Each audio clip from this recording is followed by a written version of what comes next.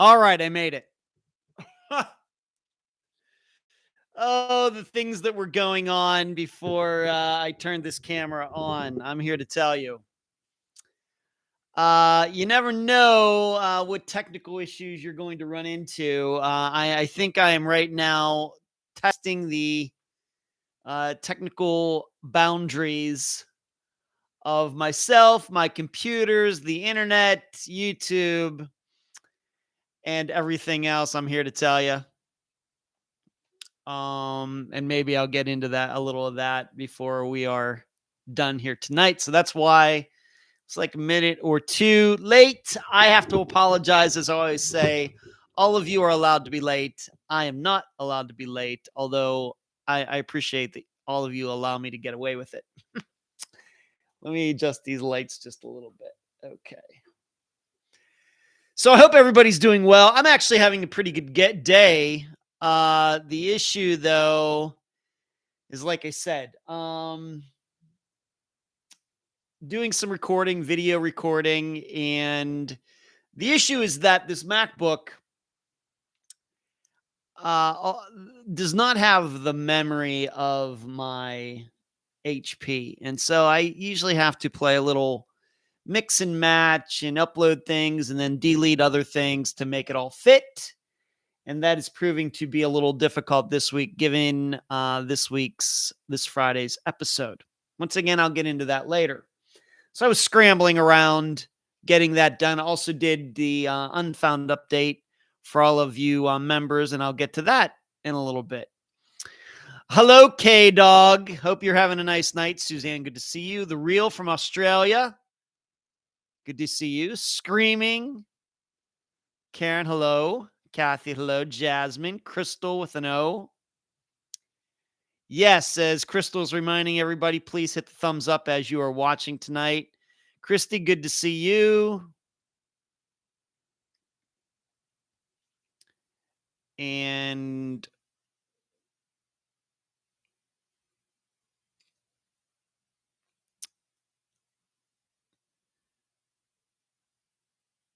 so there you go.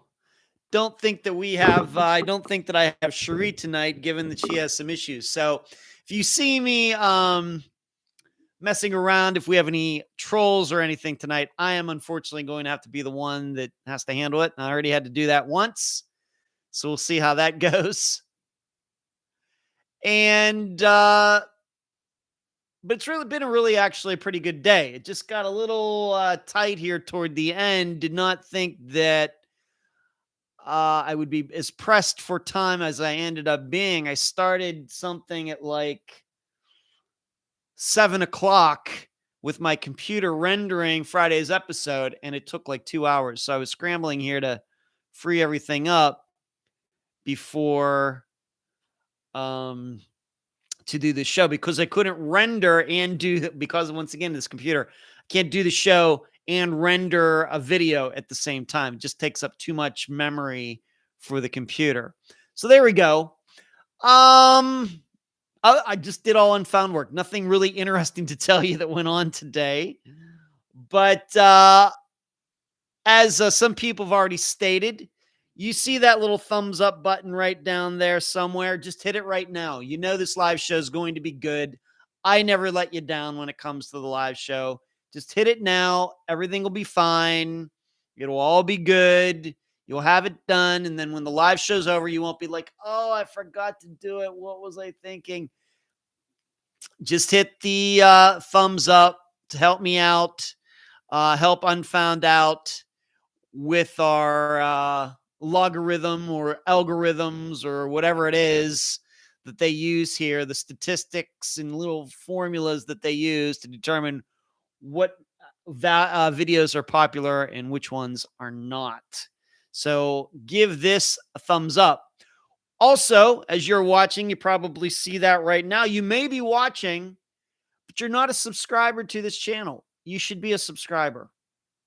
And I've started putting that little trailer. It's like going to the movies. You get a little trailer before the real movie starts. And you've started seeing that I put this subscribe trailer before each video that I post now.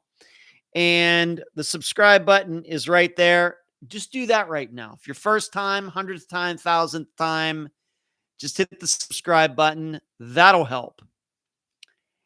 And also, you're seeing all these people with these green beside their names. You're wondering, what is that? These are very special people. I won't deny it. They are very special people because they are members on this YouTube channel, meaning they get stuff that the rest of you don't. For the low, low price of 10 cents a day. 10 cents a day. That's it. What do they get? They get the Friday episodes a day early. They get a little sample of the audio that I do on Patreon. They get a daily update where I talk about everything that is going on for Unfound that today. For example, I just did that video. They're usually 3 to 4 minutes long. I got this one done right before I started this live show tonight. They get the Unfound Now episodes. Of course, we just had one that came out recently. They get those a week early. 10 cents a month. 10 cents a month. 10 cents a day. That's all it is. And all you have to do is hit the join button down there. So if you're wondering, why is my name gray? Theirs are green. They have these little cool badges and everything. That's because they're members on this channel and you're not. I'm telling you straight up. So think about it. It's, of course, it's very cheap. I think it's a pretty good deal. I think it's pretty good. So please consider it. Once again, the join button right there. Christy, hello, Christy. Lori, how are you? Lori, that's funny, your last name. Lori, please don't brag. I'm sure you've heard that, Lori, about 1 or 1,000,000 times. And DLV, 73 degrees in Massachusetts today. That's pretty nice. It was in the 80s today, but it wasn't, too much warmer than that. Of course, it still is April. Screaming is wondering, where's Cherie? I think she has some, I think I could say this. She won't mind. She has some allergy thing or something going on, Screaming. So it's me all on my own tonight. So please bear with me as I try to keep an eye out for any trolls like we've already had one. Imagine that. Charlene says, hello, everyone. It's 2:05 a.m. in Ireland. And as usual, I wouldn't miss this for anything. Hope everyone is having a great week so far. Charlene coming in from Ireland. I love it. Christy, you are in Reddington Shores. We have talked about getting together. Is that still something, Christy? Do you want to email me at unfoundpodcast@gmail.com? Maybe we can make something good happen within the next couple days. Reddington Shores, which is right down that way, right down the street from me. It's a beautiful area. Welcome to Florida. Don't see any thumb up button. It should be down there. Once again, sometimes it's weird that there's something going on between Mac products, specifically iPads and iPhones and YouTube. It's like they're fighting back and forth, and there's all sorts of restrictions and everything. But you should be something that looks exactly like that, Lori. Maybe some of the others can help you out with that as I do this show tonight. But it's a thumbs up button that looks like a thumbs up. So like, dislike. They don't. There is a dislike, but they don't tell you the numbers anymore. Thank goodness. But yeah, hit the X and you will see it there. Some people are going to help you out with that, Lori. So there you go. Hello, Jill. Sup? Some of your questions are getting answered this Friday, Jill, as you would suspect. Screaming, you good to see you there, Screaming. Thank you for the donation. Fast Eddie 7180. That is that what I've used some places? That is sometimes a username that I've used some places. Maybe you found that on Web Sleuths, maybe Screaming. Wonder where you've been checking me out, Screaming. But I was known as Fast Eddie back in the day when I was drag racing. That is true.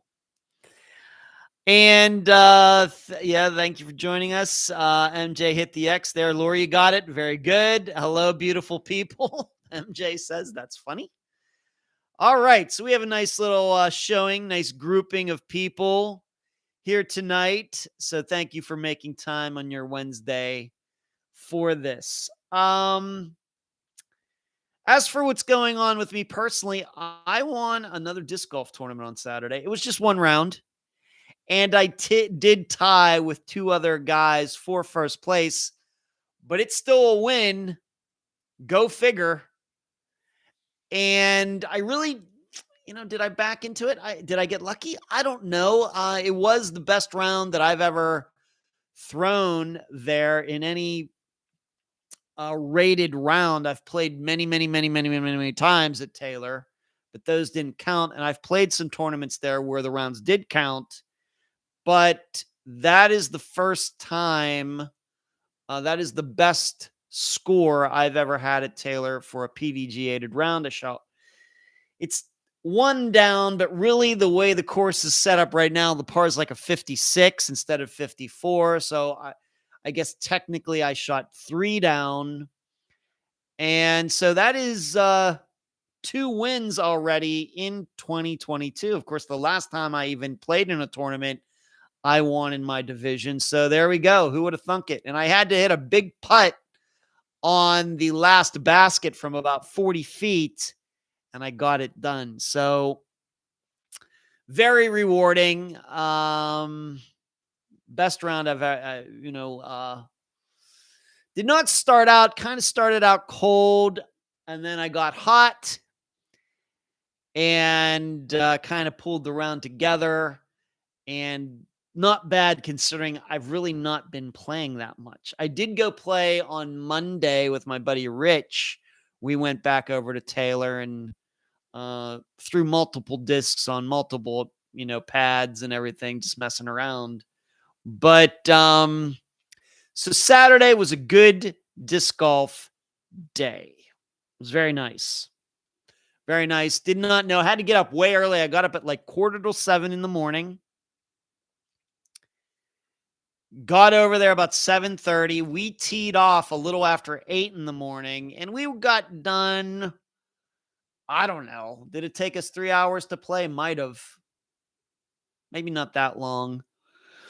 But played, and I came home, went back to bed.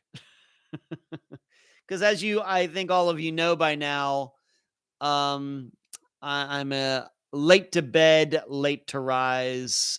In fact, last night, 1 to 2 in the morning, going to bed.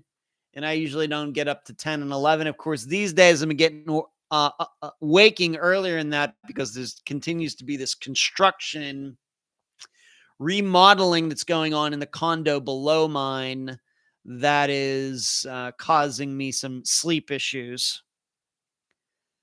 But like tonight, I'll be up late. I already know that. After this live show is done at roughly 11 p.m. Eastern, I'll be up for at least a couple more hours working on stuff.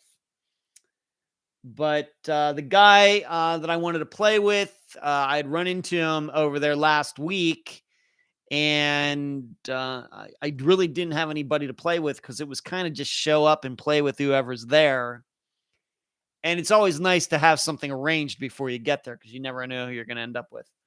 So I ran into this guy, Chuck, who I know very, very well, really good guy. And he was going to be playing with his fiance, her son, and said, yeah, let's play together. And I've played with Chuck many times. He's a very good player, and he's in my division too. So we got there and played, and we ended up tying for first place. Who would have thunk it? And then another guy got onto our card, and very, very, really, really good player. And he shot like 6 down or something. But we had a good time of it there on Saturday morning. But like by noontime, I was back in bed for a few hours. So it felt good. I really didn't know how I was going to play. Haven't been practicing a lot. Haven't been playing a lot due to a lot of different things. But I guess my head was just in the right place for that day, and it was nice. So now I have a total of 6 wins, 2 way back in 2015, 2 in 2021, and now 2 in 2022. It's good to be over the yips and feel a lot more confident out there on the course. And I have to give a credit to the woman that I saw, this sports psychologist I saw late last year. Certainly has helped me out with these things. So just talking some of these things out. Sharon, you are very generous. Thank you, Sharon, for contributing monetarily to the live show tonight. What Sharon has done, if you're wondering, you're looking at that yellowish oranges box and saying, what has Sharon done? She has hit the little gray box with the $sign in it and has contributed money monetarily to the program during the live show. You can only do that during the live show. So if you're watching this in the rerun, you can't do that. But all of you who are watching live right now, tonight on April 13th, that is what you can do. And it's called Super Chat. And you contribute monetarily and get your name there in lights. Thank you, Sharon. DLV, thank you, Corinne. Thank you for getting it done on Saturday. Thank you. Felt great. Thank you, Brittany. Screaming, is there such a thing as nighttime disc golf? The other night while driving by the course where I live, I noticed they had the baskets lit up. That is a thing, Screaming. I've never played disc golf at night, but they can get, of course, LED lights, and they'll put them on the baskets. And there are discs that glow in the dark. That is true. A certain plastic that's luminescent. Of course, you leave it by a light during the day, and then you can go play at night. How long they last? Maybe a couple hours or something. But there are also little, really, really tiny lights that they make for discs that you can tape or something to the center of the disc so it still flies correctly. But they're really light, and they'll last for a little while. And so, yes, playing in the dark is a thing, Screaming, but, I've never done it. As many years as though I've been playing, I've never done that. I really don't have any glow-in-the-dark discs, and I don't have any of those little lights. And really, disc golf causes me enough problems when it's day. I can imagine it at night. It's even more difficult, even though it looks really cool. And I've seen discs fly at night. I've never played it, but it is certainly a thing. So yeah, Screaming. Yeah, it's a thing. And for sure. Christy says, did Dawn's Paths last night and Pass a Grill today? It is beautiful. You're right, Christy. I agree with you. I agree. And K-Dog, you become a member. You joining up. That is very exciting, K-Dog. Start getting the daily updates and the episodes a day early. Thank you. See everybody looking what it says. Welcome to the only level. K-Dog has just hit that join button right down there. K-Dog, thank you so much. And I hope you enjoy your membership in a very, very, very exclusive group. So I hope you enjoy it. So disc golf is going well. I don't know when I'm going to play again. Maybe Friday. Will I go to the club on Sunday morning? Just depends if I can get out of bed.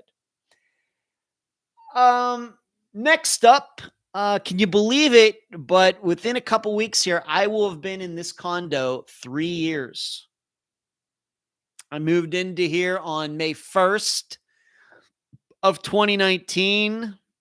And these years have gone so fast. But I think I've done pretty well here, prettied the place up. And it has certainly become home. It is still amazing. Like today, when I was working on Friday's episode, actually, I was working on doing the outline for the show tonight. I was sitting out in my balcony, looking out toward the Gulf. It was a beautiful day. Luckily, the sun was on that side of the building, so it was warm out, but it was, the sun wasn't on that side, so it wasn't, glaring or blaring or whatever down on me. And it was just beautiful sitting out there. and doing my work. And there were some people out on the beach. The water is certainly warm enough at this point that people can go swimming. There were a lot of boats out there. The Coast Guard, the helicopter was out there doing some maneuvers, just practicing. They're practicing all the time. There's always like several nights a week. You will see them at night. You'll see the helicopter way out there practicing hovering. They're always practicing. How many times, how often do they have to actually use that helicopter to go out and save people? I don't know. But they certainly do a lot of training. So, and I've seen multiple nights that I've been here. Like I said, at night, during the day. Sometimes they're kind of close to shore. Sometimes they're way out there that I need the binoculars to be able to see them. But it's been a trip being here, and I'm going to at least be here for another year because I signed another lease. So I will be here for at least in this place, 1340 Gulf Boulevard, for at least one more year. We'll see how it goes. So it's weird in that I always wanted to live in a building with an elevator. I don't know why that was. I don't know. Of course, if you live in a big city, New York City or something, and that's the way most apartments are, it's not. It's very common to have an elevator and going up to your particular apartment. But when I lived in Las Vegas in apartments, really, they're only like 2 stories. There are no elevators. It's just steps. So living in this building, which is roughly 20 floors. There you go. How many floors in your building, Ed? That was perfect timing, DLV. Nicely done. 20 floors. There is no, there's like the the parking garage is on ground level. So that's the first floor. And then the second floor is like where the mailroom is. It's where the gym is. It's where the offices are. There's also parking on the second floor as well. And then there's like a conference room there if you want to have a get together. They have a little library and everything. And then the third floor technically starts where people live. But due to superstition, there's no 13th floor. So it goes 10, 11, 12, 14, 15, 16, 17, 18, 19, and then 20 is the top floor. I live on the 8th floor. So I'm kind of right in the middle. I've been up to the top floor, and if you look, the building is tall enough that if you go up to the top floor and look east, you can actually see the lights of Tampa. You can't see the lights of Tampa from the 8th floor, but if you go up to the top, you can see way over there. But that's how big. But there are taller buildings here, but this building is kind of unique. First of all, there's 2 buildings. There's 1340, in which I live in, and what is it, 1360 or 1380 that is just north. And they aren't like rectangular buildings. They're like curved. If you were to see them from the sky, like a satellite view, they're curved like this. So my condo is not technically like a rectangle or a square. It's like this. It's like a piece of pie.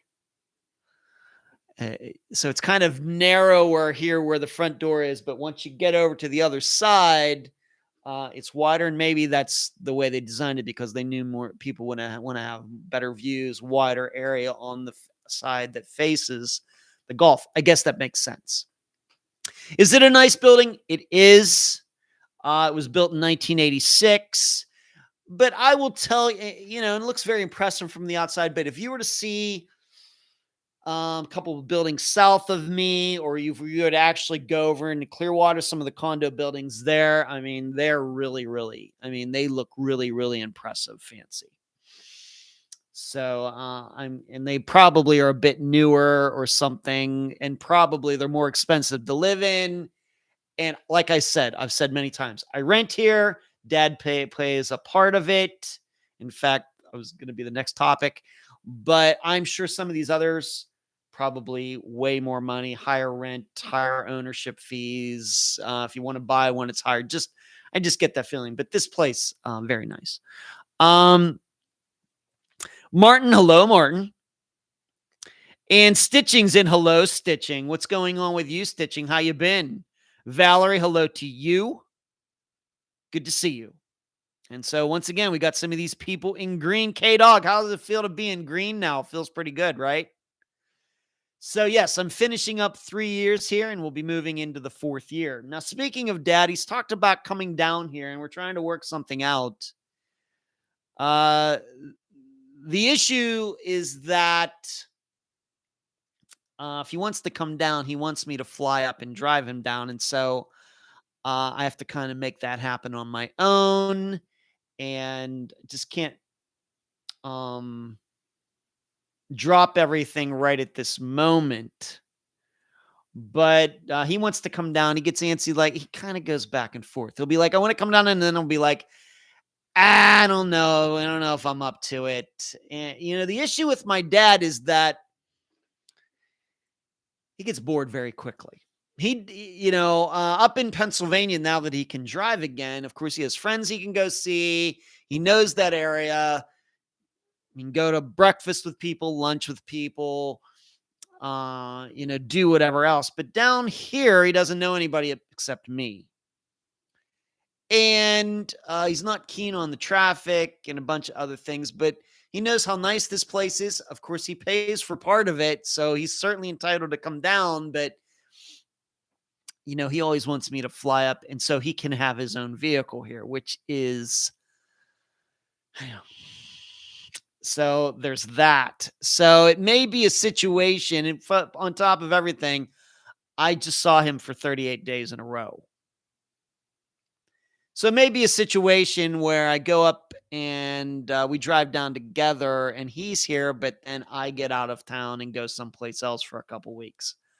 So I'm working on that. So we may take Unfound on the road to some place that I'm not going to mention right at this second, but I've already kind of spoken to this person and asked this person, what do you think about that? And this person says, yeah, we could talk about it. So may go visit this person for a little bit while my dad is here. It's just he'll have to understand he's here by himself. So we'll see how he's going to feel about that.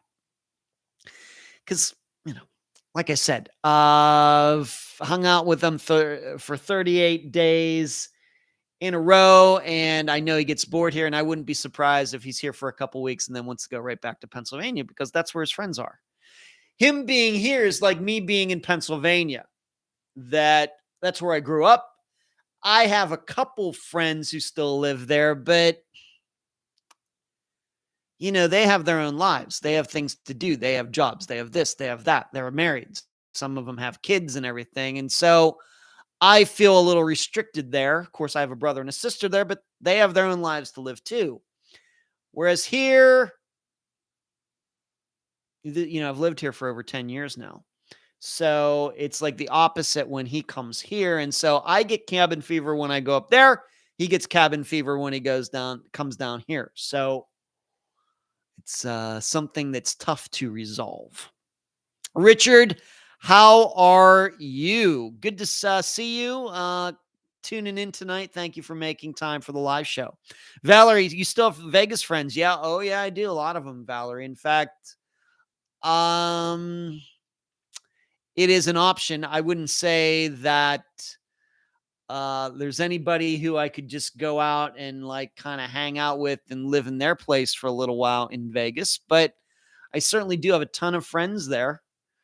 One of these days soon, I would like to go back there. The issue right now, as I've talked about in previous live shows, is that a little bit of my expenditures in 2021 got a little out of hand. Specifically disc golf. When I totaled up how much money I spent on disc golf last year, it was a little distressing. I was like, I must have a problem. I may just have an addiction. So this is why here we are almost into May, and I've only played in 3 tournaments. And I'm going to play in another one day in early May. And then there's going to be a tournament at Taylor. When is that? The end of May, the early June. And then I probably won't play again until Worlds, which are in July. Luckily for that, I'm going to have a place to stay. So that'll cut down my expenses a little bit. But I'm surely not spending as much on disc golf this year as I did last year. In addition, last year, as all of you know, I talked about it a few times, the money I spent on my teeth. So I continue to pay this monthly bill. There's no interest, but it's a loan with no interest through a dental financing,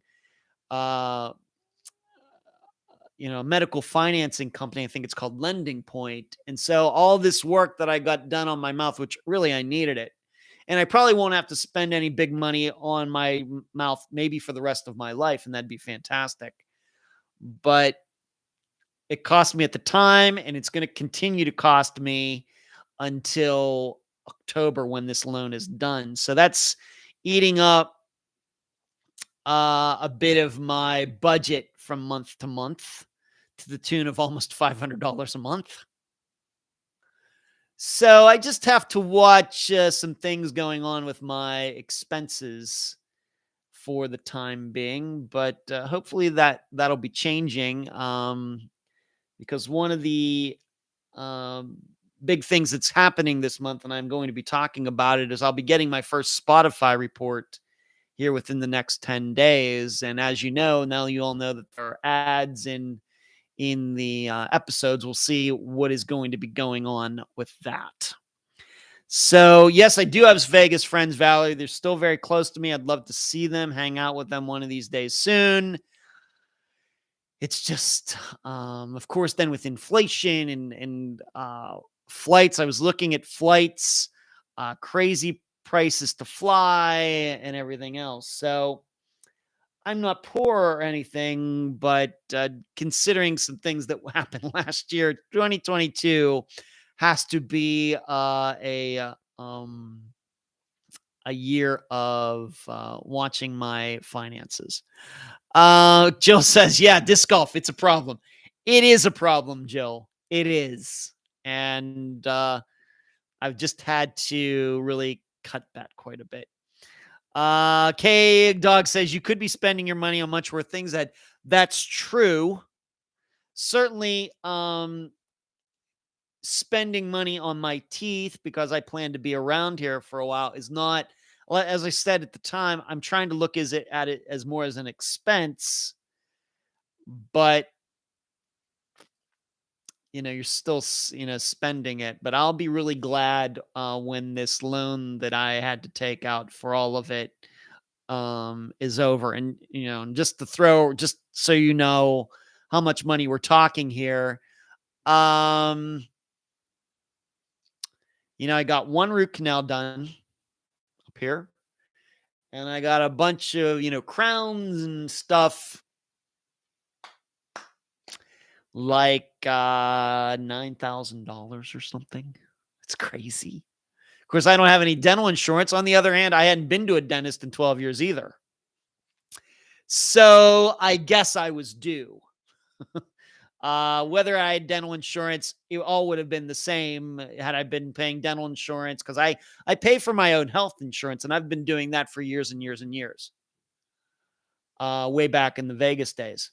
But I didn't have any dental insurance. So had I had dental insurance, whatever that premium would be from month to month, I probably would have ended up spending that amount of money over the last 11 years anyway.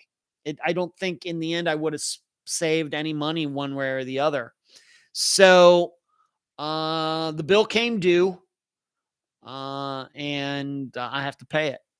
But luckily, you don't have to do this every year. Luckily, everything's fixed now. And I was just to the dentist a couple weeks ago, got cleaning done, and she was looking, and she goes, everything looks great, no problem. So I think I'm going to be good for a long time now. And soon that expense, which was quite a bit, will be a distant memory. And if that money I spent, $8,000, $9,000, does me good for the next, let's just say 20 years, then it's worth it. That's just the way I have to look at it. There's no either that or just let all my teeth go to crap and end up having dentures or something. And those are no fun. Any person will tell you that has those, you're better off having your real teeth, taking care of your real teeth. So I'm doing that. I'm now doing that. I wasn't doing that for 11 years. And luckily, I think in the end, I got off easy, considering that I didn't go to the dentist for 11 years. And maybe I'm lucky to have any of my teeth. I don't know. So there you go. But yeah, maybe within the next month, you'll be seeing me doing this live show, doing recording from another location, maybe for a few weeks or something. And in fact, this person brought it up. We may actually like drive across the United States or something crazy, because this person wants to go back to the East Coast. This person brought that up to me, and I was like, man, that sounds like a good time. So that may happen. So I may be doing Unfound updates and recording and stuff from a variety of locations across the United States. We'll just have to see what's going to happen. Either way, Dad wants to come down here, but if he's going to be here, he's probably going to be here by himself, which might turn him off to the entire idea. But what are you going to do? But as for Florida in general, these are the days. I'm telling you, I know a lot of people complain about how hot it gets here in June and July, August. Certainly true. I don't mind the heat. But these days, like February, March, April, and then like September, October, November, these are the days where you can sit outside in the shade. It's beautiful out, the breeze. These are just the days. Of course, in the fall, you have to worry about hurricanes, but you don't have to worry about that in the spring. But just sitting out there, this is the reason people live here. They don't live here because of July or December or January. They live here because of the spring and the fall, which are fantastic. Whereas in Las Vegas, those times are nice too. In fact, if you're going to go to Vegas, that's the time to go, because you really suffer in July and August. The thing about Las Vegas, though, it gets cold there. If you don't know, Vegas gets cold. It's the high desert. You're 2,200 feet above sea level. And so, as long as you have long pants and a jacket, you're fine, but you may get some snow there in January, whereas, of course, it never gets that cold here. So Las Vegas and Southern Nevada has those extremes, 115 the whole way down to 20, whereas Florida is like 95 to like 45. So, okay. So those are some of the things that are going on with me. I was going to cook wings today, but just did not have the time. Won't be doing that tomorrow, maybe this weekend. And maybe I have something cooked up for that as well. I might do a YouTube video for, once again, you members, kind of something that's going through my head regarding chicken wings and things. So maybe I can make that happen as well this weekend. We'll just have to see. Richard said, lots of people your dad's age in your area that he can bond with. Well, he can, Richard. That's true, but is I like to remind my dad that, when people talk about going south for the winter, it's not 85-year-olds. Let's just be honest. Most people don't get to 85. When people talk about going south for the winter, being that I live here and I see those people, they're not 85. They're like 75, 72. They're retirees and still in pretty decent health. Now, my dad is in still decent health, but he's also, once again, probably at least 10 years older than the average person, old retired person who comes down here for the winter. Because most of the time you get to 85, you're not on the earth anymore anyway. So it's kind of true in a way, Richard, but it's still, kind of difficult, especially in a building like this, where even though it does get rented out for the winter, a lot of these places aren't rented out. A lot of these people who have bought these condos, they just do them maybe for tax purposes or an investment or something. And, I could live in here and go down, and be much more social than I usually am, going down in the elevator, doing this, doing that. And I still won't run into a lot of people in this building. Valerie says, I definitely understand prices are up for everything. True. Luckily, I don't drive too much. That is what's saving me for the gas anyway. And I have to thank the people who own this condo where I live. Even though prices and rent and everything have gone up, this will be the first time my rent has gone up for this coming year, and it's only going up by $100, which I think is a very good deal, and I deeply appreciate that from them. Of course, in my other place in Madeira Beach, I lived there for 7 years or 8 years. The rent never went up. No, it went up. No, it did go up, but it was like $30 or something. Yes, please hit the thumbs up. Hello. Pam says, hello, new here with my friend Lori B. Well, hello, Pam. Welcome to you with a little monarch butterfly. Good to see you. Thank you for joining in. I went to Vegas in August one year, and it was 108 to 112 the entire week. That's true. I lived there all those years. I loved it. I can remember going out to my apartment's pool and laying out there, hanging out in that water, in that weather. Just fantastic. Fantastic. All right, let's get on to the items for tonight.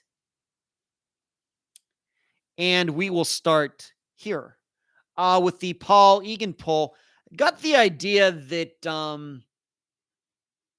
this episode was very, very, very well received. I think all of them are. But it may be just more than usual that the guest, Marion, got a lot of accolades. Really, I think a lot of people either on YouTube or in the group elsewhere just saying how great a job she did. How well-spoken she was, and very descriptive, and just how she talks. And I agree with all of that. That's no surprise to me. I knew that from the first time I spoke to her way back in 2017, 2018. And of course, that's why I was so excited when she messaged me like a little over a month ago, just out of nowhere, and said, hey, maybe I'm ready to do an interview now and everything. And I was like, great to hear from you, Marion. And I was excited that we could put that all together. Now, for the Paul Egan poll, the question was in the discussion group that I post every week, do you think that Paul went into that pit that was talked about quite a bit in the interview? And a large majority of you in the discussion group says yes. Unfortunately, Paul probably did go into the pit. In the think tank, the answer was a little less clear, a little more nebulous. People would think were more open to maybe some other possibilities. The pit certainly being one. They're not totally saying no on that. Certainly possible. There are no facts to dispute that, I suppose. But little more variety of belief in the think tank in contrast to the discussion group. And for me, the blog that I write at Patreon every week, patreon.com/Unfound Podcast, where you get a bunch of stuff for signing up to be a member there, just like you would if you were signing up here for YouTube. Once again, if you'd like to check that out, patreon.com/Unfound Podcast. I decided that Paul did not end up in the pit simply because it's just maybe a little too predictable. If we're to believe that Norm killed him for whatever reason, it just seems a little too easy, a little too straightforward for Norm. Given what we heard about him in the episode, he was a tricky type of guy, a misdirection type of guy, doing things that you normally wouldn't expect. And I think trying to get into his mind that he knew that people would suspect that he killed Paul. He knew that.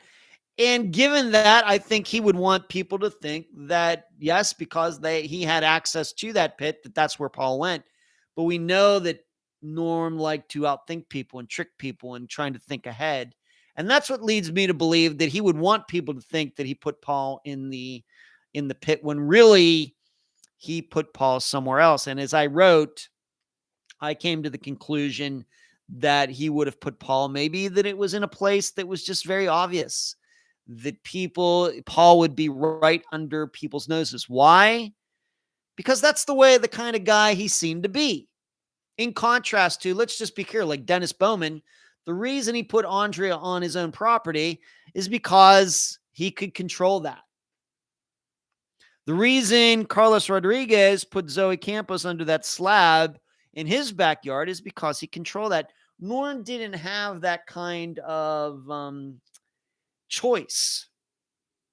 So he would have had to have made another one, but I still think that he would put Paul in a place that, and I know in saying this has to be very hard for Marion and the rest of her family, but this just kind of sounds like the kind of guy he would be.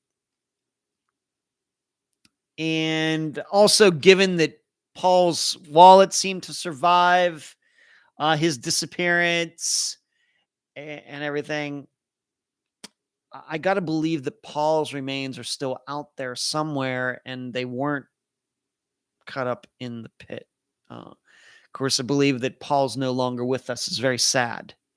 But I would not want the Egan family to just take for granted that Paul's was, put into that pit, into that rendering machine, nothing to be found again. I think there's every reason to believe that his remains could be found. And they're still kind of what we might call in one piece, and we're not cut up or anything. Just the way I read Norm myself. Hello, Carrie. How are you, Carrie? Carrie, I'm wondering, even though we should probably talk about this offline, but did you actually finish all those files that I sent you of that disappearance? I was looking way back in 2017. That was, the family had all those wild ideas. Did you finish all of that or not? The Real says, yes, she was, Marion was a fantastic interviewee. Yes, a fantastic guest. Carrie agrees. Lori, there you go. Egan, does that mean he'd keep Paul for a day or two or three? I guess this is Marion. Marion, is that you? I just don't think so. I don't think so. I think, being that he came over and, got that jacket and all of that, I do not believe that he would do something between the time that whatever happened and him showing up at your house to get his jacket. Probably he would have done something. That's what I think we know. Now, granted, is that a lot of time? Is a little bit of time? We have several examples on Unfound where people seemingly got rid of remains fairly quickly. Certainly, Carlos Rodriguez for Zoe Campos's disappearance. Certainly, Tyler North, his ex-wife and her boyfriend, killed him. But I do not think that Norm would hang around, do that for a day or two. It would be something where if something happened, he would do it quickly. And once again, he doesn't want to get caught. We have to remember, nobody that does these things wants to get caught. So hanging around with a deceased person is only going to do that. He doesn't want to get caught. So he's not going to hang around with Paul for a few days. He's going to do something very quickly. That's what I think I know. So that's why I think I said in that, that time frame of that late that night until Norm showed up at your house, that's the timeline. That is the time frame in which he probably disposed of Paul. I think that makes sense. Yes, Wackadoodle, yes. Jesus, do you think the Tammy Lynn Leppert will be solved one day, Ed? Jesus, it's been a while. I never rule anything out. I just don't. People ask me this, I really am never sure what to say, because the fact is disappearances are being solved all the time. And they're being solved with, uh, no notice. Everybody's surprised, including myself. So anything is possible at any time. I mean, Andrea Bowman went missing for 30 years. And I'm not sure Kathy Turkanian, her biological mother, ever thought that it would be solved. And she was right the whole time. And then it was. It wasn't, then it was. There was like no gray area there. It was no, and then it was yes. Carlos Rodriguez, Zoe Campos. It was unsolved, and then suddenly it was solved out of nowhere. So, and the odds are that most disappearances are eventually solved, Jesus. But we also have to remember the stats also say that there will be disappearances that will never be solved. But most are solved, even with Paul's. The odds, of course, with each passing day, it gets lower and lower. The odds get lower and lower. But I don't know if they're ever zero. But in our lifetimes, there are going to be disappearances. If we all live to be 100 years old, that there will be disappearances that aren't solved in our lifetimes. It's just the way it is. But most disappearances do get solved. I think it will, like most any case, just missing one piece of the puzzle screaming. Yes. Yeah. So that is the way, and Marion, since you're here, as you saw in the discussion group, I posted that poll. What does everybody think happened to Paul? And a large majority of the listeners decided that, yes, he did go into the pit. In the think tank that I had on Sunday night, little more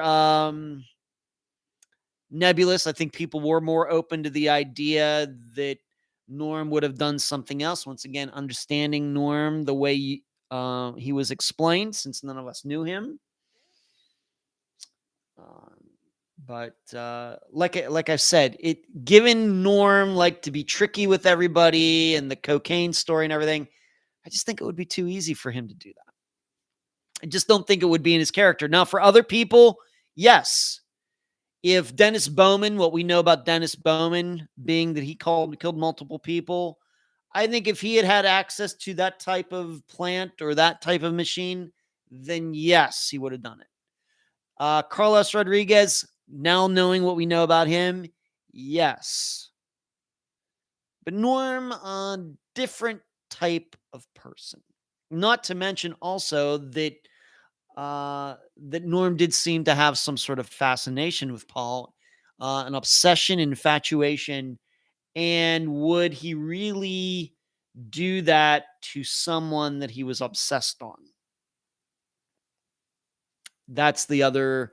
Whereas we know from serial killers, if they become obsessed with prostitutes and kill a bunch, bunch of them, the Green River Killer, etc., they put these women in a place that they can go back and visit once in a while. That is a real thing. So that's more the way I think of Norm, in contrast to a Dennis Bowman, Carlos Rodriguez, Tyler North, her name's Michelle, and the ex-wife, or if we want to, we can include a couple other disappearances that we've covered that have ended up being murders. Maybe Eric Franks, even though his remains have not been found, but we certainly know he was murdered. Different types of situations in those.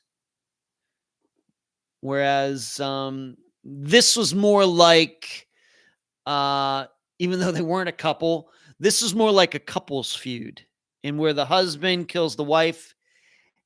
I'm inclined to believe that these guys who do this do put their girlfriends or wives' remains in a place where they can go back and check it once in a while. I think that criminologists who have studied this, that is a thing.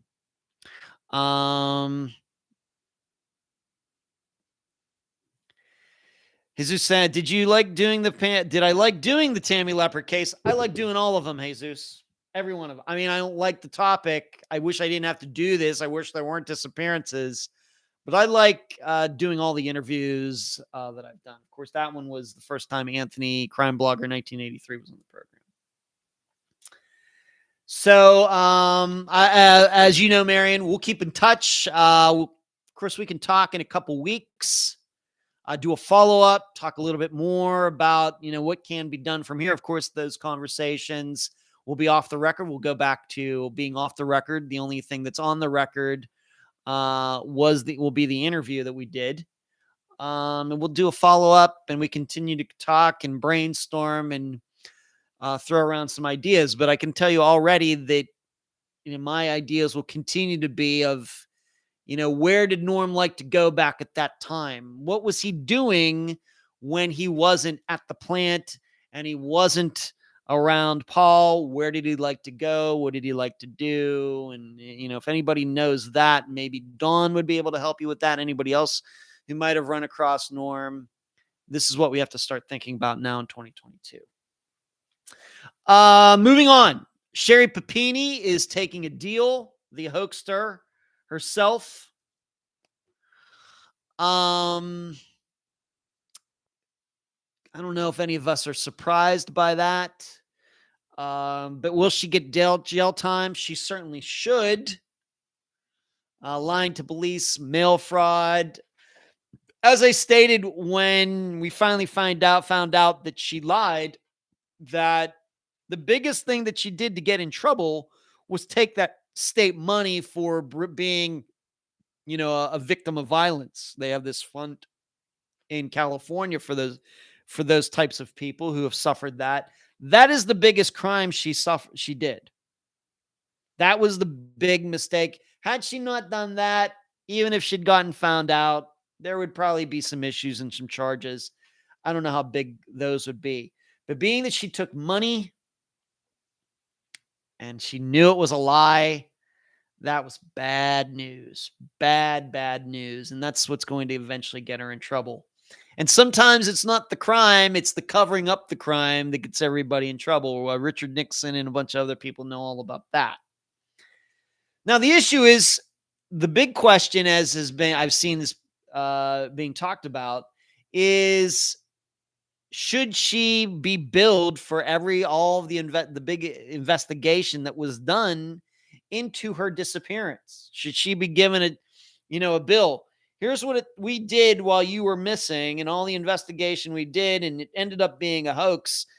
The sheriff's office, local police, whoever else, should they be able to send her a bill for all of that and expect her to pay it? I have nothing against that, but we also have to realize that the odds of her being able to pay that are zero. Now, maybe I don't know about her family. I don't know about her husband's family. Are they well off? I don't know. But Sherry Papini is unemployable. Unless, not to get, too risque with this, unless she's going to start, being a porn star online somewhere, she's not going to be making any money. Nobody's going to employ her. Not Lyft, not Uber, not McDonald's, not Starbucks. Nobody is going to employ her. So how exactly is she ever going to pay this bill, which is going to stand to be huge? And I don't think that there's any law precedent that says that the law could go after her family. Of course, if they could prove that her family knew that this was a hoax, maybe there might be something there. Maybe go after her husband. If they have any money, I suppose they might be able to do that. But outside of that, I don't know what they're going to do. So I think, just as a matter of principle, they could send her a bill, but I don't know how that ever is going to get paid off unless she starts playing Powerball and wins and can pay it off. So we just have to keep that, in mind. I mean, none of you, if you are supervisors or anywhere in your jobs, none of you would hire her. And she absolutely, Carrie, yes, should actually absolutely have to pay for it. The Real says she might have to change her name and come to Australia. That's funny, The Real, but I don't know. Is Australia taking in any immigrants these days? The Real, I don't know, but I suppose still she's going to have the same social security number and everything else. And really, is the state of California going to help her do that? Probably not, because they're afraid. How do we know she won't just do this again under a new name, new identity somewhere else? Fishing. Hey, there's Fishing. What's going on? Long time trying to catch up. Good to see you, Fishing. How are you? So she's taking a deal. She's admitting her guilt. She's probably going to get some jail time, mainly because of the money that she took. She may get a bill for all that time spent in 2016 and onward, but I don't see how she's ever going to pay it off. And maybe, that's a good discussion we can have one of these days. Of course, there's other things that I want to talk about tonight, but for these people who go missing, maybe they don't do as an extravagant a job as Sherry did, but for people who go missing, but they're really not missing, they kind of just ran away from a while, and they know that people were looking for them, and they're evading these people, and they see their names in the news, and still they're hiding out for whatever reason. Then they come back a month later. Should those people be charged? Probably. Now, because maybe their names aren't as prominent as Sherry's, maybe they will be able to pay it off through some sort of community service or getting a job and just paying a bill off for the next 50 years or something, like I'm paying on my dentist bill. It's certainly, but is that going to stop anybody from doing this? I don't think so.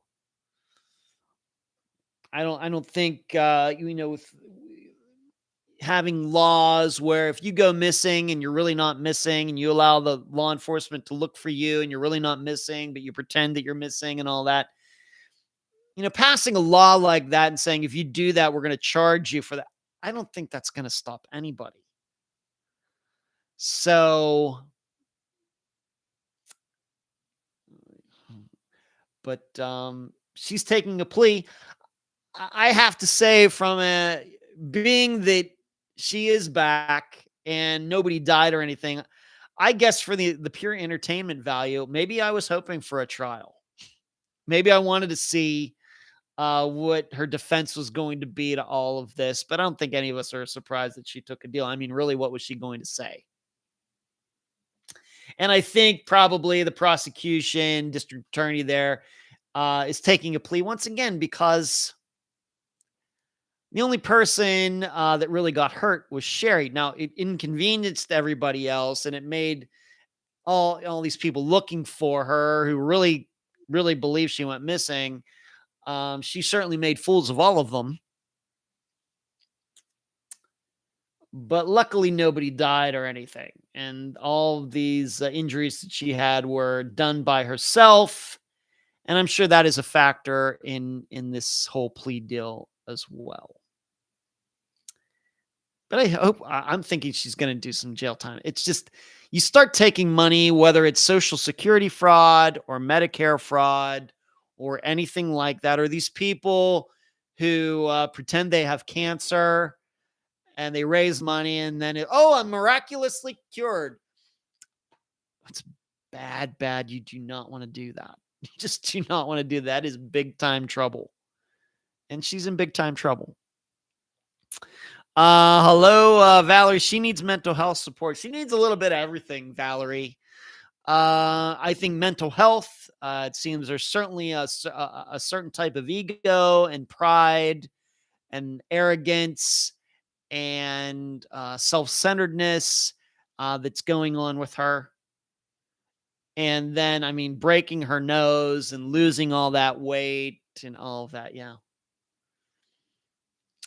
So, but I got to tell you, given that I just brought it up, it would not surprise me that a year from now, we're talking about, well, maybe after she gets out of jail, whenever that would be, it would not surprise me if she does go and do something like that to raise money if they're going to bill her. She does choose to do something that's X-rated. That would not surprise me at all. Some, secret sex tape. She seems like the perfect type of person that would do something like that. All right, moving on. I mentioned earlier that Unfound has now been with Spotify for like a month and a half. I was told like a week and a half ago that I would be getting like the first report about how, of course, I'm watching, I can see the downloads and all that stuff. I can look at that anytime, but the ad information and all of that is something that gets released to you once a month, but it's like a month behind. So the information that I'll be getting like a week from now, 10 days from now will be for March, not for April. And so everything for April, I won't get until like May 20th or something like that.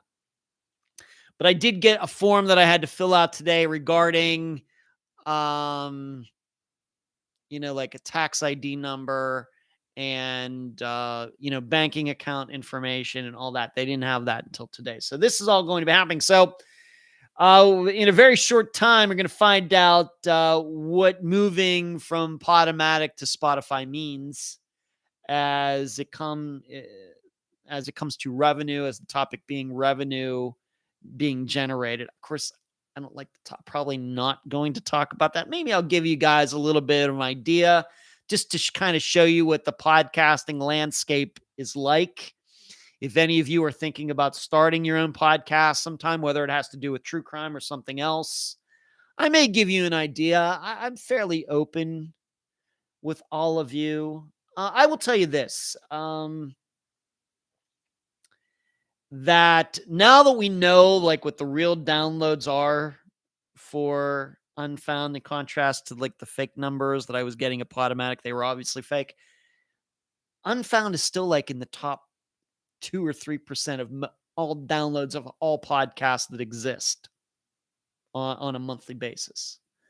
You have to remember, it doesn't take much to get like to the top 50%. If you do a podcast and you get 1,000 downloads a month, just of anything, whether you're doing it every day or once a week or whatever, you get 1,000 downloads a month. That's like in the top 50%. That's, it's not even that many probably. To get into the top 10%, you have to get like 5,000 downloads total a month. You start getting into that top 2 or 3%, you're getting up toward that. As far as a month goes, you better have about 100,000 downloads a month, something like that. And that is just about where Unfound is at this point. And we'll see, how that all shakes out here in 10 days as far as moving over there. Of course, now that you're listening, you know that ads are placed in there, and I get to pick out where they are at the beginning, the end, and then a couple spots in the middle, never interrupting the interviews, of course. So we're going to see what that all means. I don't know what it's going to mean. I'm trying to be very low key about it and not have any expectations. I'm just going to accept whatever it is. As Cherie told me way back in January when of course she's not here tonight, but when I told her, Spotify contacted me and think I can, Unfound can make some money moving over to them because we can put ads where we want. And she says, well, it's better that you're making more. You probably make more than you're making at Podomatic. And of course, at Podomatic, I was making zero. So she goes, anything better than that is good. So she had a very positive outlook on it, very black and white attitude toward it.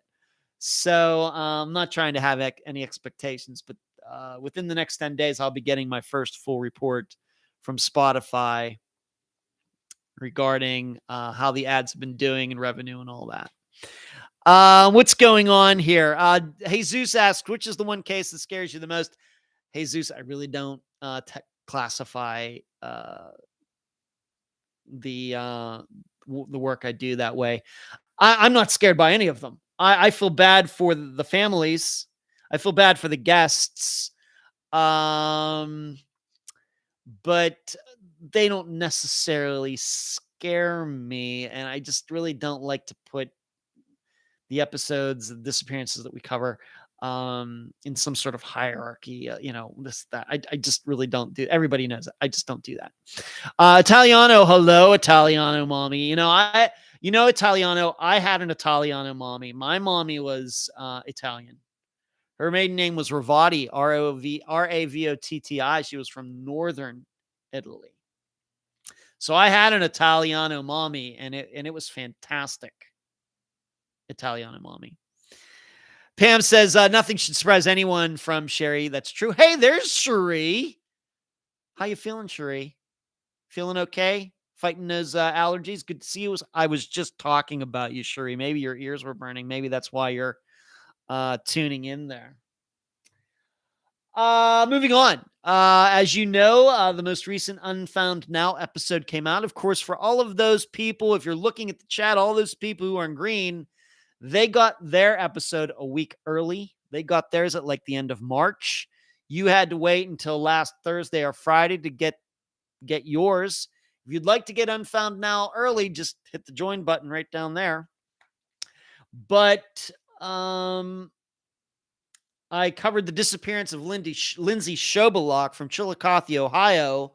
That is a city we've talked about a few times before, I think with Jamie Bowen and Megan Lancaster, although neither one of them disappeared there, but the town still came up.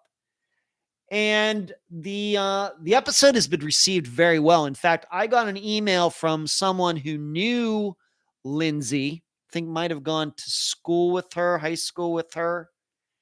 And he thought that he thanked me for covering her disappearance, and he thought that it was well done. That the analysis that I did was very good.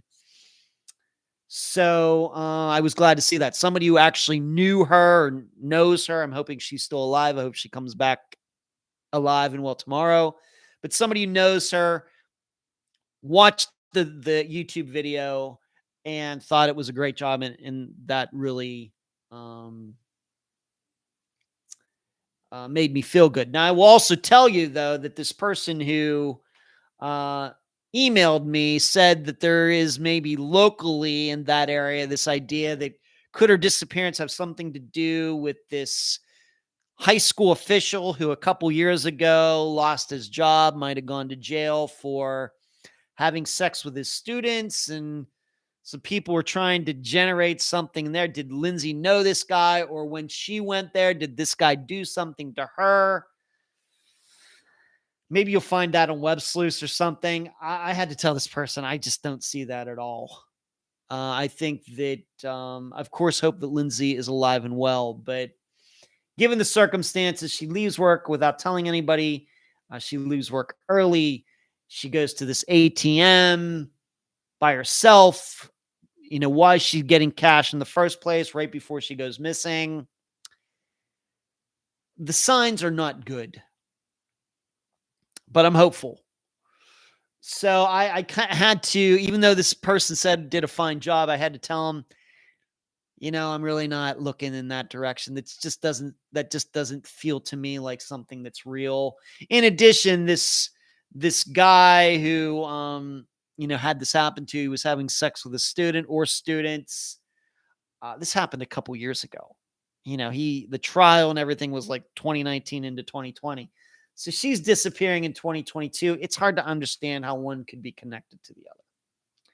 But it's gotten a good response.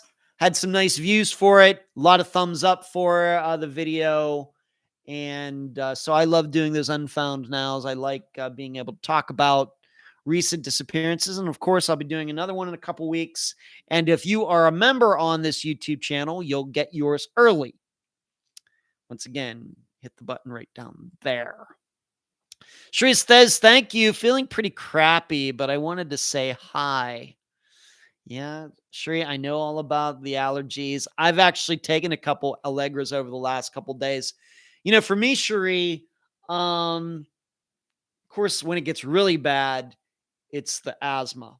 But just over the last few days, I've kind of been feeling a little, foggy in the mind a little bit. And I know right away that's my allergies. And I take an Allegra, and it goes away. Anytime that this time of year, like between February, March, April, that it's like midday, it's like 3 o'clock, and I start feeling a little tired, like, man, I feel like I need to take a nap. That's my allergies kicking in for sure. So I know all about that, Shri, and I hope you recover quickly. Pam asks, how do you become a member? Pam, of course, you'll have to. There is a button right down here. I'm pointing at the screen. If you could see it, it says join. It's right there. That's how you would sign up. You'll check out everything that you get for becoming a member. Once again, 10 cents a day. That's all it is. If you do not see that on the particular device that you're using, Pam, you will have to go to a regular like desktop or laptop computer. For some reason, on certain devices, the join button isn't shown, especially on Apple products. Once again, for some reason. But it's the join button. You got the subscribe button right there. And you got some other things right down here. The join button is like right there if you're watching from a regular, on a regular computer screen. So that's how you become a member, Pam. Thank you for asking. Hello, Deborah. Speaking of members, Deborah, one of our newest members. Deborah, good to see you. How are you? Moving on. Universities been emailing some universities, mainly in Florida. Going up in, being with my dad for 38 days, kind of got in the way of that. Still got to go down to Florida International, which was a spectacular time. I cannot even begin to explain how much I enjoy going to these. Just every time going up to Louisiana. Of course, my brother Brian went with me. We had like a road trip. It was fantastic. Then Dr. Telesco back in November, and now Florida International. Every one of these experiences has been fantastic. I love it. The problem is, I really wasn't sure how long I was going to be up in Pennsylvania with my dad, and that kind of put things on the back burner and got in the way of some things I wanted to do. But certainly I am lining some things up for this fall, and I'm excited about that. Going back down to, not going to do Nova, go down to see Dr. Telesco this month because she's remote teaching this month. So that class that she would like me to teach, to appear in front of, she only does that in the fall semester. So I'll be going back down there in the fall. Certainly be going over to Lakeland. What is that? Florida Southern in the fall. Certainly going to be going back to Florida International again. So this fall is going to be a big deal. So I've been emailing some more universities trying to get that going. Got a plan now if I'm going to make it happen this fall.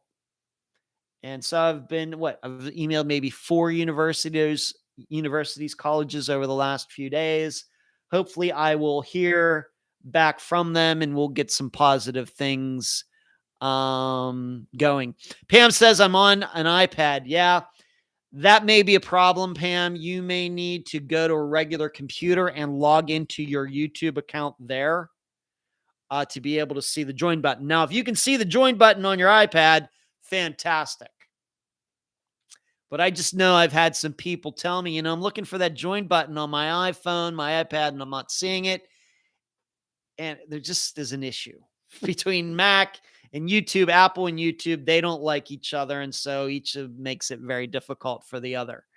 You may have to just go to a regular computer to see the join button. Pam, I'm sorry. Totally out of my control. Moving on. I know a lot of you are concerned about Stormy Dorsey.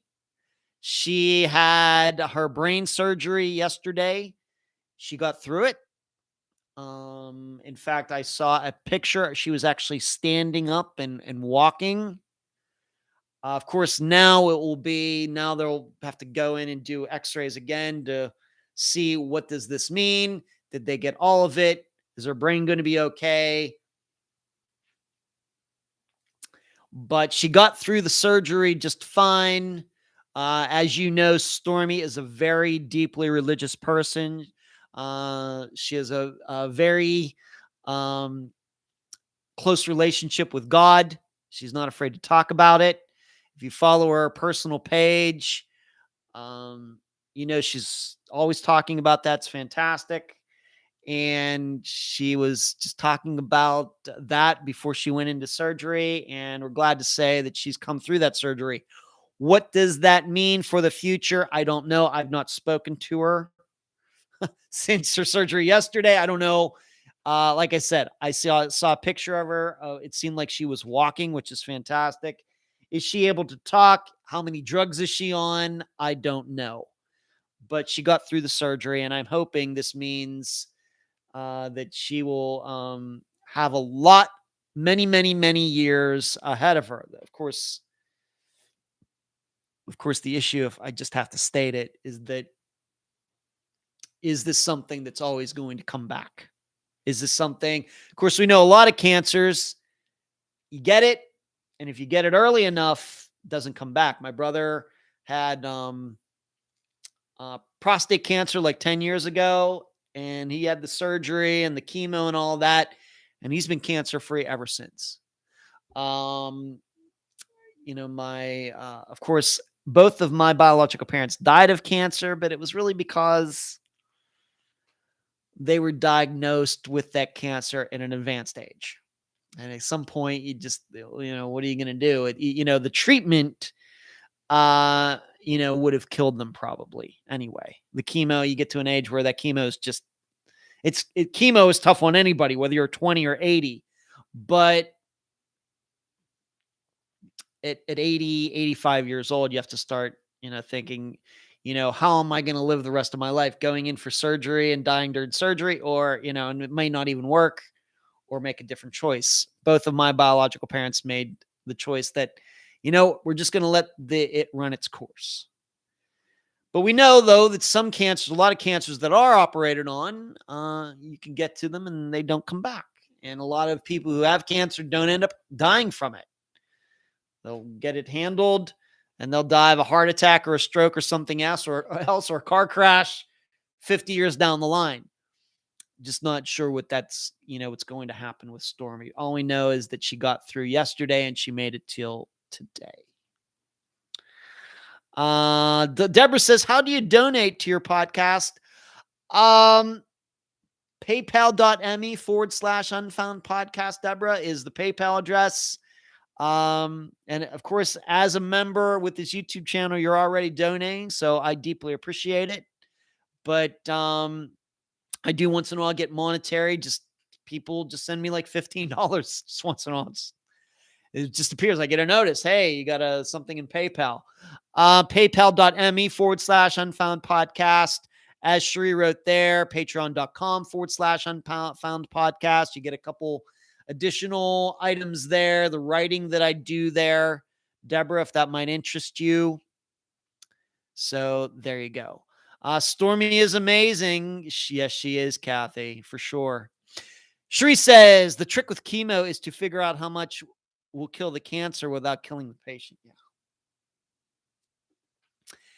Yeah, and given that cancer runs on my family, of course, it is something that is on my mind. Of course, my brother Michael hasn't had any cancer yet, but on the other hand, he had a heart issue at the age of 60. Whereas my brother Brian had cancer. My sister Diana hasn't had cancer, but she's gotten little things taken off, little skin cancer things here and there, and she's doing great. I mean, you see my sister, you would never realize she is the age that she is, just in great shape, is taking care of herself. She looks great, very healthy. But, little things here and there. But cancer is always, it's something that I can't help but think that if I live long enough, that is something that is in my future. And as I've stated, if biology or genetics tells me anything, I'm going to have my mind till the very end. I'm not going to have amnesia, Alzheimer's or dementia or anything like that. My mind is going to be crisp as a winter day until the day I die. Pretty sure. And so, pretty sure. So I may be one of those people that has his mind and the body goes first, in contrast to those people who have their bodies and their minds go first. And then when the body starts to go, they don't even realize it's going on because their mind's so far gone. I don't think that's going to be me. Hey, nobody gets out of here alive anyway. Yep. You can choose to join. Deborah is a member. Yeah. Use the money sign. Make sure to, you could do that too, Deborah, hitting the super chat, button, the button below. I'll do that. I'm not very good at internet things. Sometimes I'm not either, Deborah. Today was one of those days. I'm here to tell you. As Shree's telling you, if you decide to donate at patreon.com /Unfound Podcast. If you just wanted to go there, Deborah, after the show's over, patreon.com /Unfound Podcast. It's pretty self-explanatory.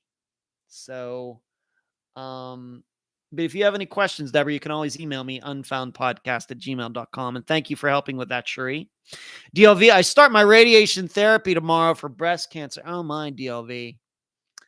I have to have it for 7 weeks. I'm thankful I don't have chemo, though. Wow.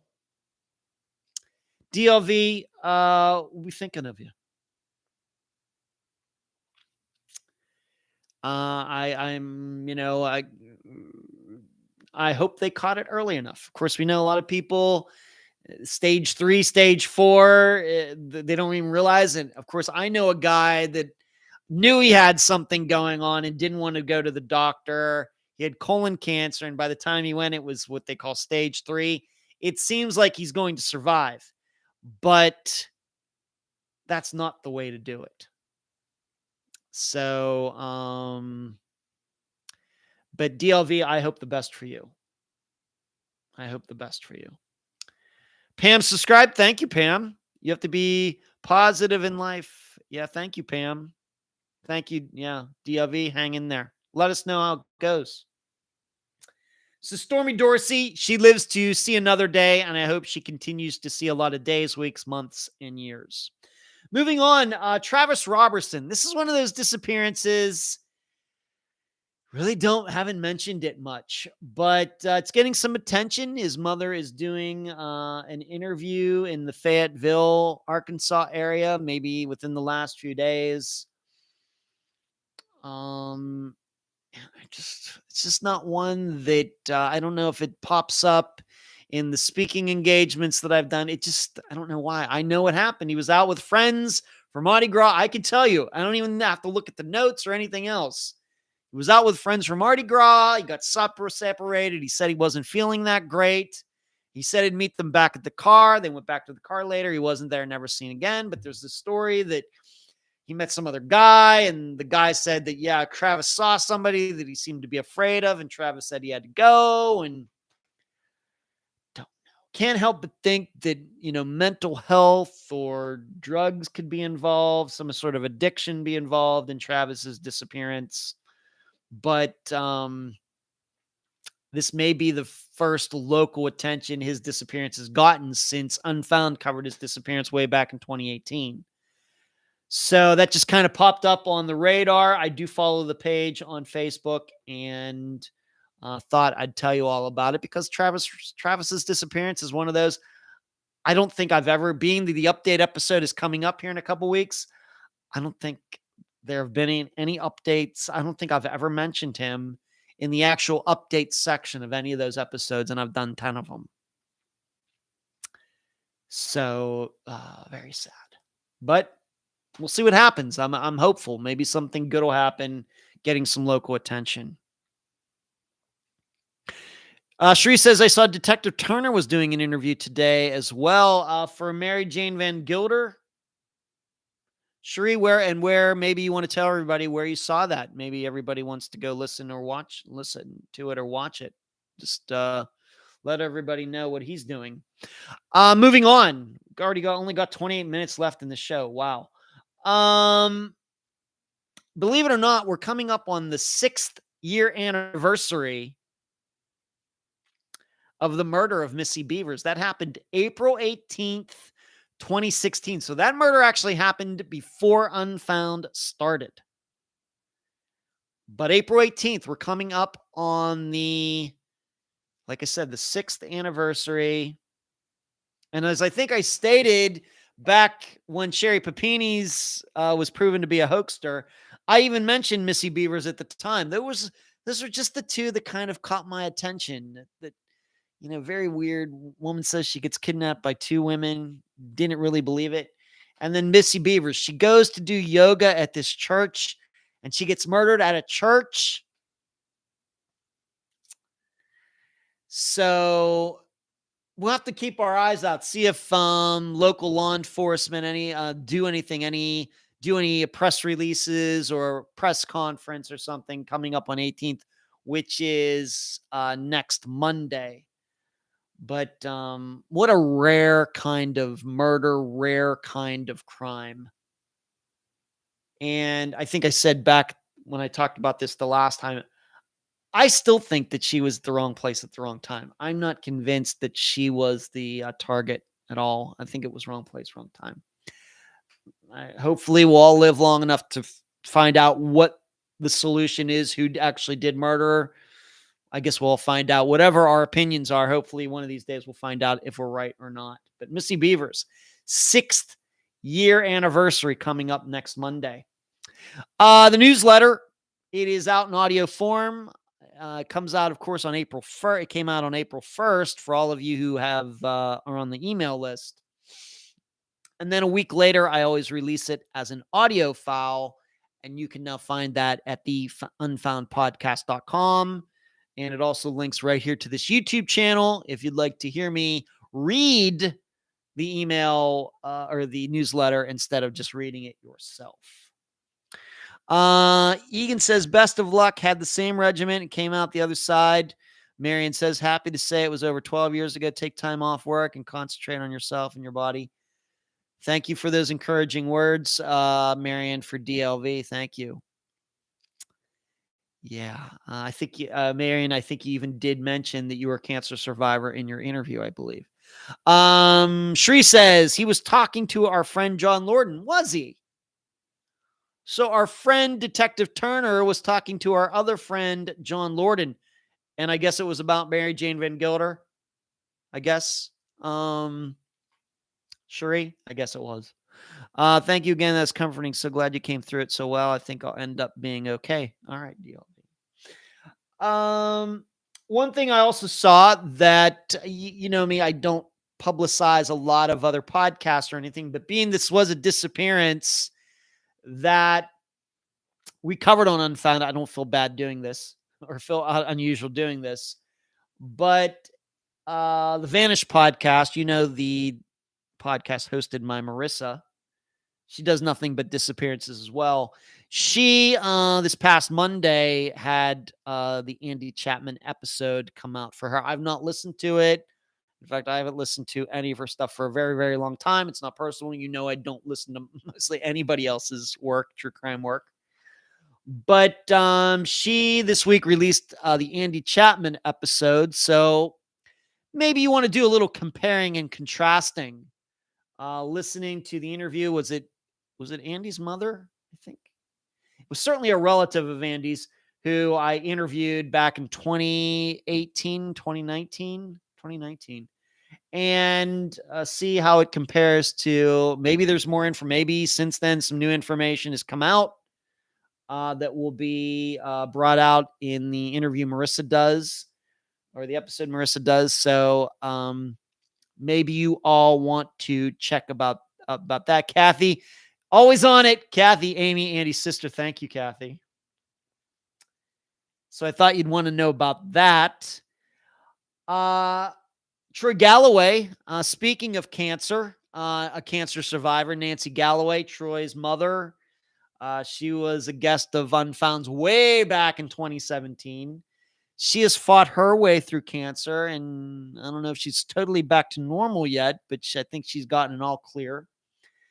But I do follow her. She and I talk once in a while, and she posted that she talked to her son. Of course, Troy is missing. She said she talked to Troy's new detective in Tuolumne County yesterday, and they had a great conversation about Troy's case. Talking to him gives her hope, she says. She says she feels like we are getting close, and she says that she's missing Troy so much. You'll remember not so long ago, just last year, they went about and emptied that lake. Remember, he was living with his wife, and he allegedly stormed out of the house, and they lived near this lake. And if he stormed off, he had to have walked around this lake. Of course, he was not found in the lake, but he had to storm off, and he had to have walked around it. Well, they drained that lake last year, and of course, they found nothing. Now, why they did that, I don't know. Allegedly some tip or something, but it just seemed weird to me that they would decide to do that so many years after he went missing. What year did he go missing? 2016, 2015. When I Unfound covered his disappearance, it was not that old. So why they ended up draining the lake in 2021, I don't know. But here Nancy is talking to a new person who's responsible, and hoping that some progress can be made. There's still, I think, continues to be the two most popular theories is that something actually happened at the house and something was covered up, or that Troy really did walk off and something happened to him. I think either are believable.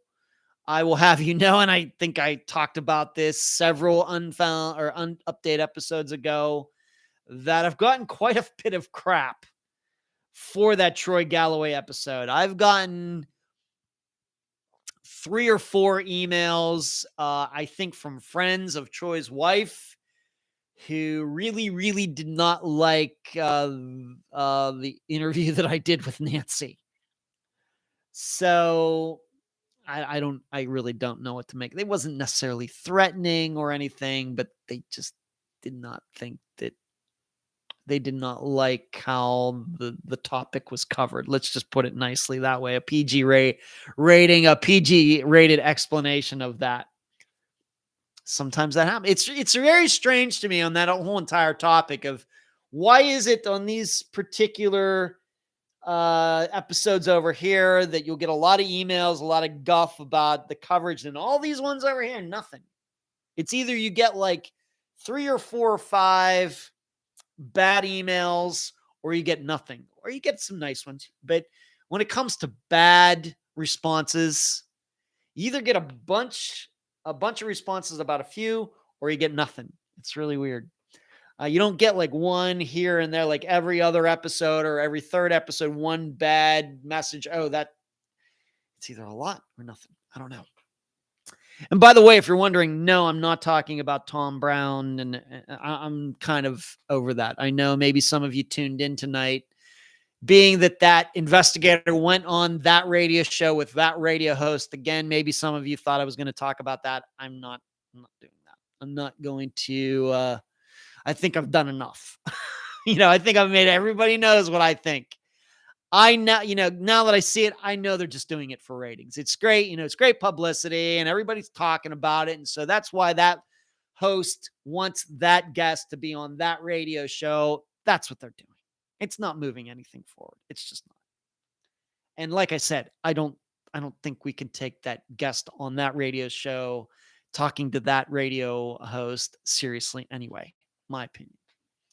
Okay. I got about 20 minutes left. I know this was posted here. It was posted in the group. I think people might want me to comment on it. Mom sees missing son on TV. And what had happened was that the 17-year-old kid got in a fight with his mom and says he's running away. And that's exactly what he did. And he'd been missing for a while. And I guess he had a pet that he ran off, took his dog with him or something. But it got to the point where he was homeless, couldn't take care of his dog. So he took the dog to a shelter. And then the dog stayed there for a while. And then I don't know if the kid ended up getting a job, but he was still homeless or figured out a way to take care of the dog. Well, he goes back to the shelter to get the dog, and it ended up being a news story. Ended up making the local news in Tennessee, in Memphis, Tennessee. And this mother's watching this story, and there's her son. Her missing son is there on the TV getting his dog back. And so he was, I guess he was asked about, and let me just, maybe I'll just read the story to you. We got about 17 minutes left. An image of a teen reunited with his dog captivated the hearts of millions. The photo did the exact same thing for a Mississippi woman, but for a different reason. A 17-year-old who's not being named by Nexstar surrendered his dog Jada to an animal shelter. He told the shelter he was living under a bridge and said he was having trouble providing for her needs. He wasn't able to watch her while he left his tent to search for work. With the community's help, the shelter was able to reunite Jada with her owner. Officials who helped find him said he had a place to stay and was able to take Jada back. A woman contacted Nexstar's WREG after she saw the story on the news. She identified herself as his mother and said it had been a year since she had seen her son. She said she reported him missing last summer to police, I guess 2021, in Senatobia, Mississippi. I started crying, she said. I wish he would come home. I want to see him. I'm not mad at him. I just want him in my house. I want him to be here with me. His mother claims he ran away after she grounded him for misbehavior. He didn't think he should have had to have been grounded for something he had done, she said. He thought he was grown and he could do it on his own. The fact that he thought he had to run away breaks my heart. Officials said the teen had a place to stay when he was reunited with his dog Friday. However, they did not say why he has not been brought home to his mother, who claims to have full custody. I don't care about the past. I just want my baby, and anybody should understand that when they lose a child and he's still alive and he come back at any time, but instead of bringing him back to me, they put him with some strangers, she said. WREG reached out to Senatobia police for an update on the investigation and has not heard back. These things happen. Now, I will tell you, once I saw this story and somebody posted it, I started thinking, are there any disappearances that we've covered on Unfound that could be like this? Probably not. I really, we haven't covered the disappearances of too many teenagers. We did Jennifer Perry, of course, recently. But I got to believe at her age that that's not what happened. I don't just, we covered Patty Taylor's like at the end of 2017 or 2018, where she might have run away from a girls' school way back in like 1979 in Oklahoma or 40 years ago. That she could certainly have been a runaway, but I'm not sure that we've covered any others that you really, really, really can say that they were runaways. But I'm glad to see that this kid's still alive. I think that maybe if this hadn't occurred, maybe we might think that, yeah, he had run into trouble somewhere. He'd run away, but then was murdered or something. Certainly happy to see that he's still alive, that he's getting his dog back, that he's actually has found a place to stay instead of living under a bridge. What a story. What a story.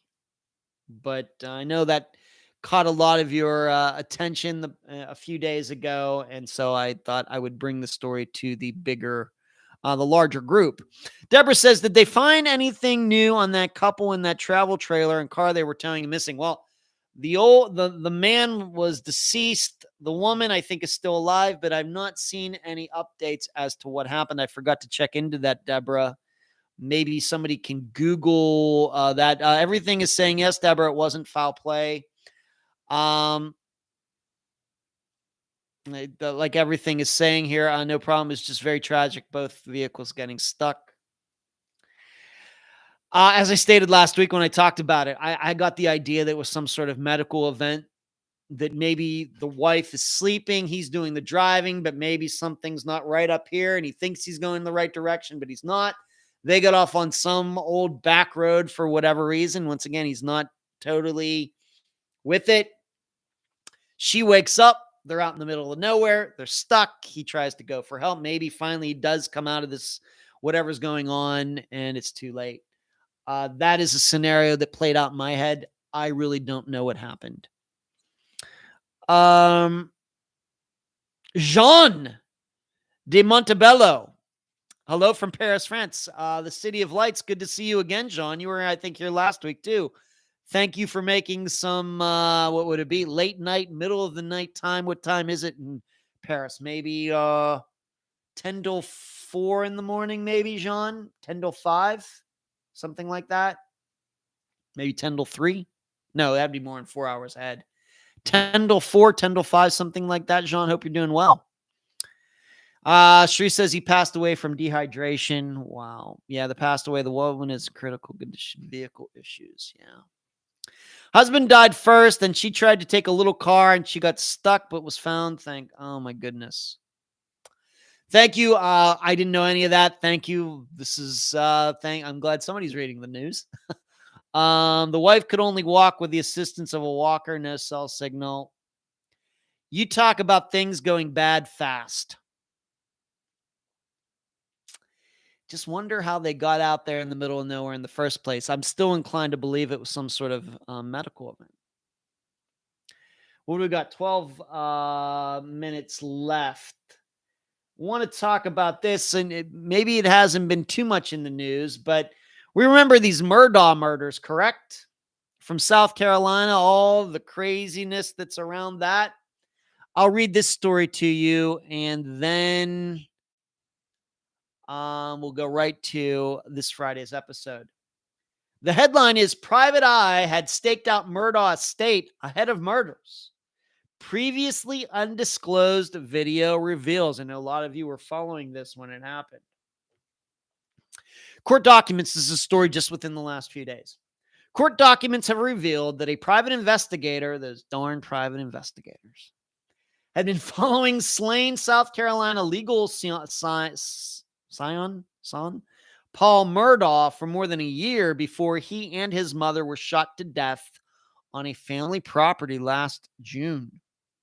Sarah Capelli, a registered South Carolina private eye, had been hired on behalf of a co-defendant in a separate wrongful death lawsuit whose store allegedly sold alcohol to an underage group before a fatal boat crash in which Murdah was at the helm, according to court filings, in a civil conspiracy case. A judge on Wednesday ordered the defendants to provide him with the documents for an in-camera review in response to their request to have them quash subpoenas from the family of Mallory Beach, who died in the crash. A lot of legal terminology in there. I'm not sure exactly what some of this stuff means. The transcript of a March 16th hearing, first reported by the Greenville News, indicates that Gregory Parker had allegedly hired Capelli to dig up dirt on Paul Murdah and his older brother, Buster. Part of the task was to record Paul Murdah on video drinking, partying, and talking about killing that girl.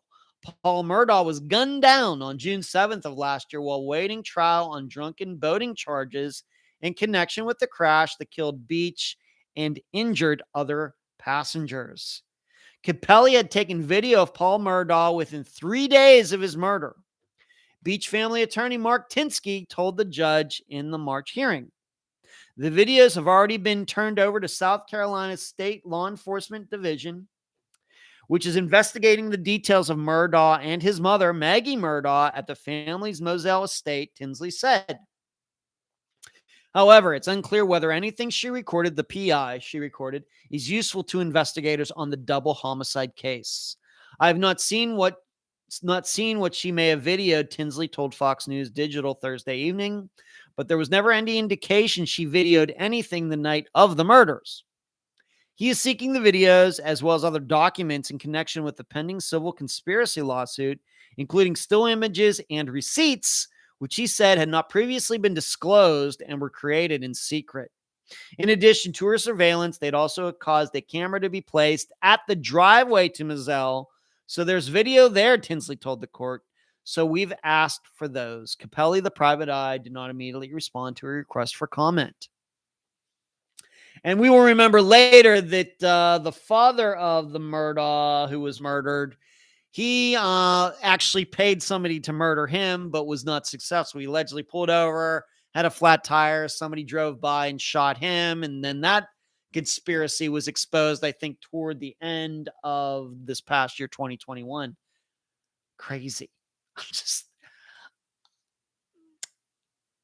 I have to say, once again, I've not been following this very much, but, it wouldn't be crazy to think that this father actually shot his own son and his wife. So it's just, you never know what's going on behind closed doors. Murdahs, pillars of the community, prior generations living in the area, and then all of this happens. You never know what's going on behind closed doors, but I thought you want to hear about that. And of course, what always catches my attention is the private investigator angle of this, where you have this private investigator doing these videos and everything, and suddenly we don't find out till all this time later. And I got to say, it almost sounds like this private investigator didn't want to reveal that these videos even existed. Private investigators, I'd stay away from all of them. Let's see what everybody's saying. That no cell signal. They did follow GPS, sent them wrong way twice. I think I talked about that last week as well regarding that old couple, everything as well. Charlie says they used the shortest route on the GPS instead of using highway. Wow. Some GPS company was it Waze or was it something else? Some GPS company might be in trouble on that one. Cherie says that's a little Peyton place. Yeah, down there in South Carolina. True. Yeah. Crazy stuff, Ed. That's true. Everything says, yeah, what a family. All the hate. That's true. Okay. Let's move on to this Friday's episode. This Friday is going to be Q&A episode number 4. We're due. It's been a year. It's a long one.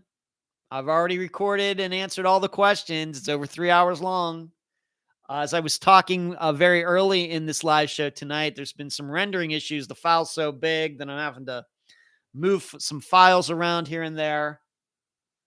But what I'm going to do, unlike previous Q&A episodes, I will actually make the list of questions available so you'll know what they are before the episode comes out. I will post them on our website, theunfoundpodcast.com, tomorrow, so all of you can see all of the questions that I'm going to be answering. I've not done that in the past. I think that'll be neat for all of you. A little mixture of everything.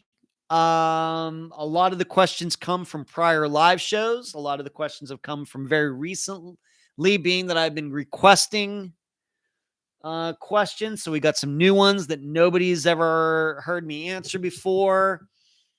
Talk a little bit about food. Somebody asked me about my favorite sporting events, sporting moments from my life. Asked me a couple about some disappearances that Unfound has not covered. Asked me some questions about just missing person theory in general. And I think through all of it, you get, all of you will get to know me even a little better than you already do watching this live show. And of course, new people. to the podcast over the past year, maybe they've not gotten to any of those old Q&A episodes. They'll get to see me in rare form. Of course, they'll get to see me because I'm videoing it too. They'll get to hear me, and I did the video for this, so you'll get to see me right here on this YouTube channel. Answer all of these questions. But it's a long episode, but I only do this once a year, and I always want to make sure I do it completely, and I want to make sure nobody feels left out. And so this Friday is Q&A episode number 4. The interview for next Friday's episode has already been done. And then we will finish off April with update episode number 11. So that will be the rest of the month. But the interview that I did yesterday for next Friday is spectacular. And it's a disappearance from 1986. So that was done yesterday. It went well, videoed it. It was another Zoom interview. So you'll get to see should you choose to partake in the episode here on YouTube, you will get to see my guest and you'll get to see me. So that is about it for tonight. I hope you all have a good week. Benadryl kicked in. Keep your head on a swivel. Yeah, Sheree's getting out of here, so that means I'm going to get out of here too. All right, so what did we do tonight? Remember to give this video a thumbs up. If you want to become a member, for most of you are going to be able to see the join button down here. Subscribe to this channel. That's the button right there. Won another disc golf tournament this past weekend. Talked a little bit about my dad coming down here. Might be going on the road for a little bit with Unfound. That should be interesting. We talked about the Paul Egan poll, Sherry Papini, Spotify, Unfound Now, University, Stormy Dorsey, Travis Roberson, Missy Beavers, the newsletter, Andy Chapman, Troy Galloway. And then talked about this young man who was seen on TV, missing man was seen on TV by his mother, the Murdah fiasco. And then finally, this Friday, the Q&A episode number 4. That's all I got. Thank you, everybody. Thank you for the contributions tonight through the super chat. Thank you for all the thumbs up. Thank you for all the great comments. Thank you for taking time out of your Wednesday night live to watch this live. And if you're watching in the replay, thank you for taking time to do that as well. Good night, everyone. I'm going to stay safe. Brian, you stay safe. Moana, good night to you as well. And as Sheree said, keep your head on a swivel, please. Good night.